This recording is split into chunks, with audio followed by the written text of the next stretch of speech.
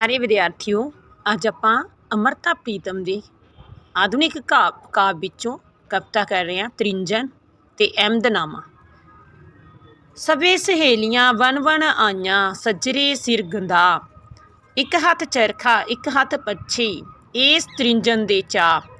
ਕਿਸੇ ਨੇ ਪਾਇਆ ਕੋਰਾ ਝੱਗਾ, ਨਿੱਕੀ ਨਿੱਕੀ ਬੂਟੀ ਦਾ, ਕਿਸੇ ਨੇ ਸਿਰ 'ਤੇ ਲੀੜਾ ਲੀਤਾ ਮਹੀਨ ਡੋਰੀਏ ਦਾ। ਇਸ ਕਾਵਿ ਟੋਟੇ ਵਿੱਚ ਅੰਮ੍ਰਿਤਾ ਪ੍ਰੀਤਮ ਤ੍ਰਿੰਜਣ ਵਿੱਚੋਂ ਕਹਿੰਦੀ ਹੈ ਕਿ ਤ੍ਰਿੰਜਣ ਦਾ ਉਹਨੇ ਦ੍ਰਿਸ਼ ਹੈ ਜਿਹੜਾ ਉਹ ਪੇਸ਼ ਕੀਤਾ ਹੈ। ਇਸ ਕਵਿਤਾ ਵਿੱਚ ਕਵਿਤਰੀ ਤ੍ਰਿੰਜਣ ਦੇ ਦ੍ਰਿਸ਼ ਨੂੰ ਪੇਸ਼ ਕਰਦੀ ਹੋਈ ਲਿਖਦੀ ਹੈ ਕਿ ਸਾਰੀਆਂ ਸਹੇਲੀਆਂ ਨੇ ਜਿਹੜੀਆਂ ਉਹ ਆਪਣੇ ਵਾਲਾਂ ਨੂੰ ਸੋਹਣੀ ਤਰ੍ਹਾਂ ਗੰਦਵਾ ਕੇ ਬੰਨ ਸੰਵਰ ਕੇ ਤ੍ਰਿੰਜਣ ਪਾਉਣ ਲਈ ਇਕੱਠੀਆਂ ਹੋ ਕੇ ਆ ਗਈਆਂ ਨੇ। ਉਹਨਾਂ ਵਿੱਚੋਂ ਕਿਸੇ ਨੇ ਆਪਣੇ ਹੱਥ ਵਿੱਚ ਚਰਖੀ ਚੁੱਕੀ ਹੋਈ ਹੈ, ਚਰਖਾ ਚੁੱਕਿਆ ਹੋਇਆ ਹੈ।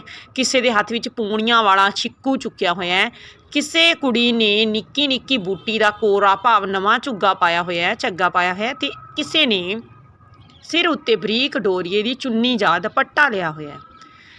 ਅੱਖੀ ਕਜਲਾ ਬੁੱਲ ਦੰਦਾਸਾ, ਹੱਥੀ ਮਹਿੰਦੀ ਲਾ, ਬਣ ਬਣ ਪਈਆਂ ਪੈਣ, ਬਲੌਰੀ ਗਜਰੇ ਹੱਥ ਚੜਾ, ਚਿੱਟੇ ਪੱਟ ਦਾ ਮੋਤੀਆ ਤੇ ਸਾਵੀਆਂ ਡੰਡੀਆਂ ਪਾ, ਕਿਸੇ ਨੇ ਸਿਰ 'ਤੇ ਪੱਲਾ ਕੀਤਾ ਸੂਹੀ ਫੁਲਕਾਰੀ ਦਾ, ਸਹੇਲੀਆਂ ਦੀ ਸਰਦਾਰ ਹੀਰ ਕੋਈ, ਡੰਡੀ ਝਮਕੀ ਪਾ, ਇੱਧਰ ਸਖੀਆਂ ਉੱਧਰ ਸਖੀਆਂ, ਬੈਠੀ ਪੀੜਾ ਡਾ। ਅੰਮ੍ਰਿਤਾ ਪ੍ਰੀਤਮ ਨੇ ਤ੍ਰਿੰਜਣ ਦਾ ਦ੍ਰਿਸ਼ ਪੇਸ਼ ਕੀਤਾ ਹੈ। ਉਹ ਪੇਸ਼ ਕਰਦੀ ਹੋਈ ਕਹਿੰਦੀ ਹੈ ਕਿ ਚਰਖਾ ਕੱਤਣ ਲਈ ਇਕੱਠੀਆਂ ਹੋਈਆਂ ਕੁੜੀਆਂ ਨੇ ਜਿਹੜੀਆਂ, ਉਹਨਾਂ ਨੇ ਅੱਖਾਂ ਵਿੱਚ ਕਜਲਾ, ਬੁੱਲਾਂ ਉੱਤੇ ਦੰਦਾਸਾ ਅਤੇ ਹੱਥਾਂ ਉੱਤੇ ਮਹਿੰਦੀ ਲਾਈ ਹੋਈ ਹੈ। ਉਹਨਾਂ ਦੇ ਹੱਥਾਂ ਵਿੱਚ ਪਾਏ ਹੋਏ ਕੱਚ ਦੇ ਗਜਰੇ ਬਹੁਤ ਹੀ ਸੋਹਣੇ ਲੱਗ ਰਹੇ ਨੇ।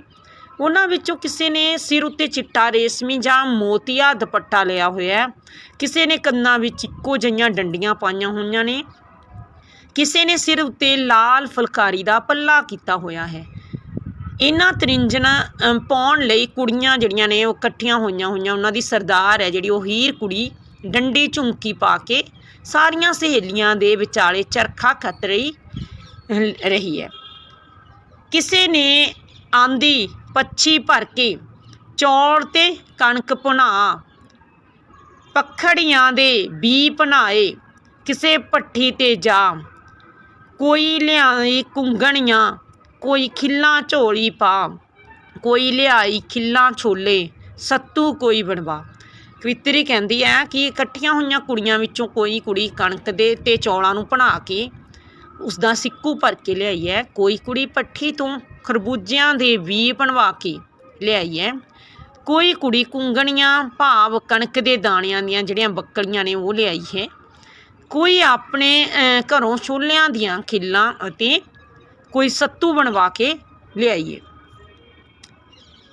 ਨਿਤ ਨਿਤ ਵਗਦੇ ਰਹਿਣਗੇ ਪਾਣੀ, ਨਿਤ ਪੱਤਣ 'ਤੇ ਮੇਲਾ, ਬਚਪਨ ਨਿਤ ਜਵਾਨੀ ਬਣਦਾ, ਨਿਤ ਕੱਤਣ ਦਾ ਵੇਲਾ, ਜੋ ਪਾਣੀ ਅੱਜ ਪੱਤਣੋਂ ਲੰਘੇ ਫੇਰ ਨਾ ਆਵੇ ਭਲਕੇ, ਬੇੜੀ ਦਾ ਪੂਰ ਤ੍ਰਿੰਜਣ ਦੀਆਂ ਕੁੜੀਆਂ ਫੇਰ ਨਾ ਬੈਠਣ ਰਲ ਕੇ।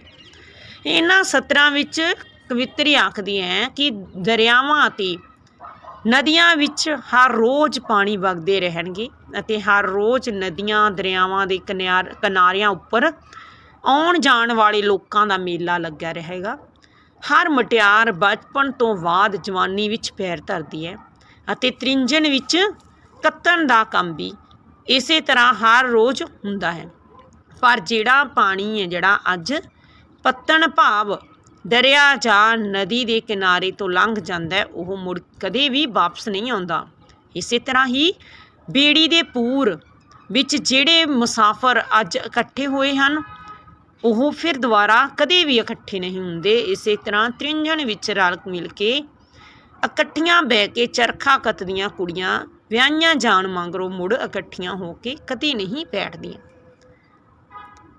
ਕੇਂਦਰੀ ਭਾਵ ਇਹਦਾ ਕਰਦੇ ਹਾਂ ਬੇਟਾ ਆਪਾਂ, ਤ੍ਰਿੰਜਣ ਵਿੱਚ ਸਾਰੀਆਂ ਕੁੜੀਆਂ ਵੰਡ ਠਣ ਕੇ ਇਕੱਠੀਆਂ ਹੋ ਕੇ ਆਉਂਦੀਆਂ ਹਨ। ਉਹ ਚਰਖੇ ਕੱਤਦੀਆਂ, ਹਾਸੇ ਠੱਠੇ ਕਰਦੀਆਂ ਹਨ, ਪਰ ਵਿਆਹਿਆ ਜਾਣ ਮਗਰੋਂ ਉਹ ਮੁੜ ਇਕੱਠੀਆਂ ਨਹੀਂ ਹੋ ਸਕਦੀਆਂ। ਤ੍ਰਿੰਜਣ ਕਵਿਤਾ ਜਿਹੜੀ ਉਹ ਕਿਸ ਦੀ ਰਚਨਾ ਹੈ? ਅੰਮ੍ਰਿਤਾ ਪ੍ਰੀਤਮ ਦੀ। ਤ੍ਰਿੰਜਣ ਵਿੱਚ ਕੌਣ ਬਣ ਠਣ ਕੇ ਆਈਆਂ ਹਨ? ਸਹੇਲੀਆਂ। ਤ੍ਰਿੰਜਣ ਵਿੱਚ ਆਈ ਕੁੜੀ ਨੇ ਕਿਸ ਤਰ੍ਹਾਂ ਦਾ ਝੱਗਾ ਪਾਇਆ ਹੋਇਆ? ਨਿੱਕੀ ਨਿੱਕੀ ਬੂਟੀ ਦਾ। ਤ੍ਰਿੰਜਣ ਵਿੱਚ ਕੁੜੀਆਂ ਦੇ ਇਕੱਠ ਨੂੰ ਕਿਸ ਚੀਜ਼ ਨਾਲ ਉਪਮਾ ਕੀਤੀ ਗਈ ਹੈ? ਬੇੜੀ ਦੇ ਪੂਰ ਨਾਲ। ਹੁਣ ਆਪਾਂ ਅਗਲੀ ਕਵਿਤਾ ਕਰਦੇ ਹਾਂ ਅੰਮ੍ਰਿਤਾ ਪ੍ਰੀਤਮ ਦੀ ਅਹਿਮਦਨਾਮਾ। ਅਮਨ ਦਾ ਇਹ ਅਹਿਮਦਨਾਮਾ ਆਓ ਦੁਨੀਆ ਵਾਲਿਓ ਦਸਤਖਤ ਕਰੋ। ਕਾਗਜ਼ ਹੈ ਇੱਕ ਤਕਦੀਰ ਦਾ ਤੇ ਕਲਮ ਹੈ ਤਦਵੀਰ ਦੀ। ਅੱਜ ਕਲਮ ਦੇ ਵਿੱਚ ਅਮਨ ਦੀ ਸ਼ਾਹੀ ਭਰੋ ਦਸਤਖਤ ਕਰੋ।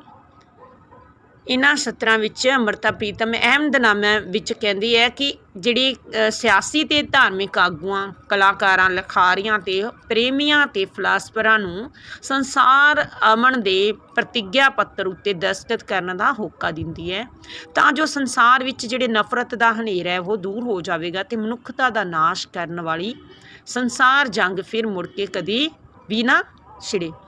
ਇਹਨਾਂ ਸਤਰਾਂ ਵਿੱਚ ਕਵਿੱਤਰੀ ਸੰਸਾਰ ਦੇ ਸਿਆਸੀ ਅਤੇ ਧਾਰਮਿਕ ਆਗੂਆਂ, ਕਲਾਕਾਰਾਂ, ਲਿਖਾਰੀਆਂ, ਪ੍ਰੇਮੀਆਂ ਅਤੇ ਫਿਲਾਸਫਰਾਂ ਨੂੰ ਕਹਿੰਦੀ ਹੈ ਕਿ ਉਹ ਸਾਰੇ ਇਕੱਠੇ ਹੋ ਕੇ ਸੰਸਾਰ ਵਿੱਚ ਸ਼ਾਂਤੀ ਲਿਆਉਣ ਅਤੇ ਇਸ ਪ੍ਰਤਿੱਗਿਆ ਪੱਤਰ ਉੱਤੇ ਦਸਤਖਤ ਕਰਨ, ਤਾਂ ਜੋ ਭਵਿੱਖ ਵਿੱਚ ਸੰਸਾਰ ਸ਼ਾਂਤੀ ਨੂੰ ਯਕੀਨੀ ਬਣਾਇਆ ਜਾ ਸਕੇ।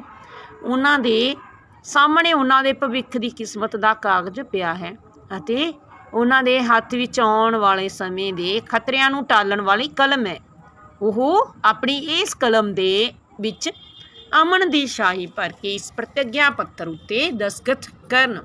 ਨਫ਼ਰਤ ਦੀ ਕਾਲੀ ਰਾਤ ਹੈ, ਨਫ਼ਰਤ ਦੀ ਕਾਲੀ ਬਾਤ ਹੈ। ਠੋਕਰ ਨਾ ਲੱਗੇ ਇਲਮ ਨੂੰ, ਠੋਕਰ ਨਾ ਲੱਗੇ ਕਲਮ ਨੂੰ। ਦਿਲ ਦਾ ਚਿਰਾਗ ਬਾਲ ਕੇ ਸਾਵੇਂ ਧਰੋ ਦਸਤਖਤ ਕਰੋ। ਕਵਿੱਤਰੀ ਕਹਿੰਦੀ ਹੈ ਕਿ ਸੰਸਾਰ ਵਿੱਚ ਹਰ ਪਾਸੇ ਨਫ਼ਰਤ ਦੀ ਕਾਲੀ ਰਾਤ ਪਸਰੀ ਹੋਈ ਹੈ ਅਤੇ ਹਰ ਪਾਸੇ ਜਿਹੜੀਆਂ ਨਫ਼ਰਤ ਦੀਆਂ ਹੀ ਗੱਲਾਂ ਹੋ ਰਹੀਆਂ ਹਨ।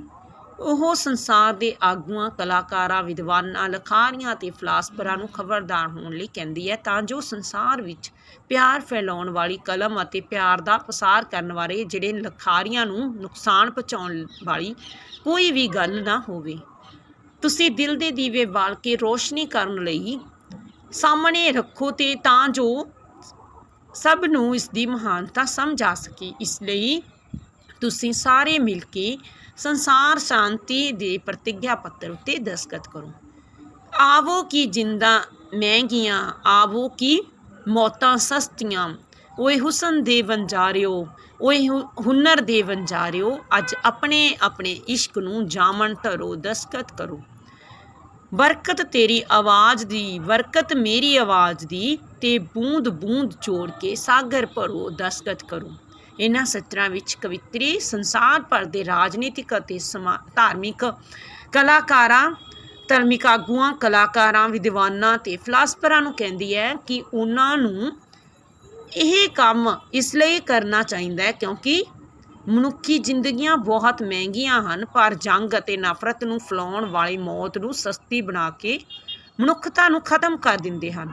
ਉਹ ਹੁਨਰ ਅਤੇ ਕਲਾ ਦੇ ਵਪਾਰੀਆਂ ਨੂੰ ਕਹਿੰਦੀ ਹੈ ਕਿ ਉਹ ਆਪੋ ਆਪਣੇ ਇਸ਼ਕ ਨੂੰ ਜਾਮਣ ਧਰ ਕੇ ਸ਼ਾਂਤੀ ਦੇ ਇਸ ਪ੍ਰਤਿੱਗਿਆ ਪੱਤਰ ਉੱਤੇ ਦਸਤਖਤ ਕਰ ਦੇਣ, ਤਾਂ ਜੋ ਮਹਿੰਗੀਆਂ ਮਨੁੱਖ ਜ਼ਿੰਦਗੀਆਂ ਨੇ ਜਿਹੜੀਆਂ ਮਨੁੱਖੀ ਜ਼ਿੰਦਗੀਆਂ ਨੂੰ ਬਚਾਇਆ ਜਾ ਸਕੇ। ਇਸ ਤਰ੍ਹਾਂ ਸਭ ਆਵਾਜ਼ ਰੂਪੀ ਬੂੰਦ ਬੂੰਦ ਨਾਲ ਸਾਗਰ ਵਰਗੀ ਸ਼ਕਤੀ ਹੈ ਜਿਹੜੀ ਉਹ ਇਕੱਠੀ ਕਰ ਲੈਣੀ ਚਾਹੀਦੀ ਹੈ। ਸੰਸਾਰ ਸ਼ਾਂਤੀ ਨੂੰ ਹਮੇਸ਼ਾ ਲਈ ਬਣਾਈ ਰੱਖਣ ਸੰਬੰਧੀ ਪ੍ਰਤਿੱਗਿਆ ਪੱਤਰ ਉੱਤੇ ਦਸਤਖਤ ਕਰਨੇ ਚਾਹੀਦੇ ਹਨ।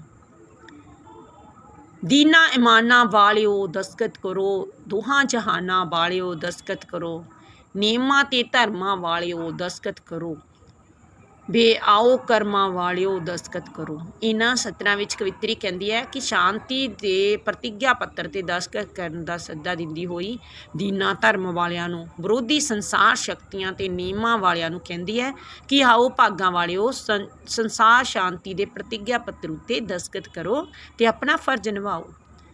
ਅਹਿਮਦਨਾਮਾ ਜਿਹੜੀ ਕਵਿਤਾ ਦਾ ਕੇਂਦਰੀ ਭਾਵ ਕੀ ਹੈ ਰਾਜੇ? ਉਹ ਸੰਸਾਰ ਵਿੱਚ ਸਭ ਪਾਸੇ ਜਿਹੜੀ ਨਫ਼ਰਤ ਅਤੇ ਜੰਗ ਦਾ ਹਨੇਰਾ ਛਾਇਆ ਹੋਇਆ ਹੈ, ਜਿਸ ਨਾਲ ਮਹਿੰਗੀਆਂ ਮਨੁੱਖੀ ਜ਼ਿੰਦਗੀਆਂ ਲਈ ਮੌਤ ਸਸਤੀ ਹੋ ਗਈ ਹੈ। ਸੋ ਸਮੁੱਚੀ ਮਨੁੱਖਤਾ ਨੂੰ ਭਵਿੱਖ ਵਿੱਚ ਇਸ ਸਥਿਤੀ ਤੋਂ ਪੈਦਾ ਹੋਣ ਵਾਲੇ ਸਰਵਨਾਸ਼ ਤੋਂ ਬਚਾਉਣ ਲਈ ਸੰਸਾਰ ਦੇ ਰਾਜਨੀਤਿਕ ਅਤੇ ਧਾਰਮਿਕ ਆਗੂਆਂ, ਕਲਾਕਾਰਾਂ, ਲਿਖਾਰੀਆਂ ਅਤੇ ਵਿਦਵਾਨਾਂ ਅਤੇ ਫਿਲਾਸਫਰਾਂ ਨੂੰ ਸੰਸਾਰ ਸ਼ਾਂਤੀ ਦੀ ਪ੍ਰਾਪਤੀ ਲਈ ਇਕਜੁੱਟ ਹੋ ਕੇ ਪ੍ਰਤਿੱਗਿਆ ਪੱਤਰ ਕਰਨੀ ਚਾਹੀਦੀ ਹੈ, ਉਸ 'ਤੇ ਦਸਤਖਤ ਕਰਨਾ ਚਾਹੀਦਾ ਹੈ। ਅਹਿਮਦਨਾਮਾ ਕਵਿਤਾ ਕਿਸ ਦੀ ਰਚਨਾ ਹੈ? ਅੰਮ੍ਰਿਤਾ ਪ੍ਰੀਤਮ ਦੀ। ਕਵਿੱਤਰੀ ਦੁਨੀਆ ਵਾਲਿਆਂ ਨੂੰ ਕਾਹਦੇ ਅਹਿਮਦਨਾਮੇ 'ਤੇ ਦਸਤਖਤ ਕਰਨ ਨੂੰ ਕਹਿੰਦੀ ਹੈ?